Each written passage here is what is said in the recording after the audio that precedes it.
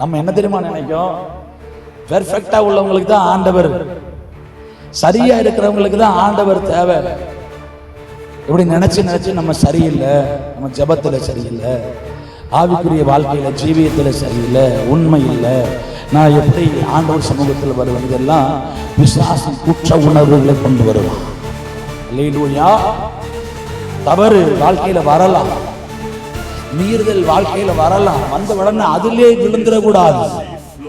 வசனம் சொல்லுகிறது, ஆதியிலே தேவன் வானத்தையும் பூமியை சிருஷ்டித்தார், பூமியானது ஒழுங்கின்மையும் வெறுமையுமாய் இருந்தது, ஆவியானவர் ஜலத்தின் மேல அசைவாடினார், ஆழத்திற்குள்ள இருள் இருந்தது, அது ஒழுங்கின்மையாய் இருக்கிறது, அந்த ஜலத்தின் மேலதான் ஆவியானவர் அசைவாடினார்.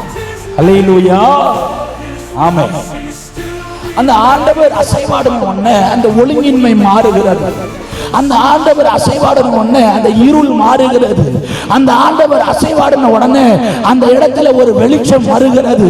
ஆண்டவர் சொல்லுகிற பிணியாளிகளுக்கு தான் வைத்தியம் தேவை, நல்லா இருக்கிறவனுக்கு வைத்தியம் தேவை இல்லை.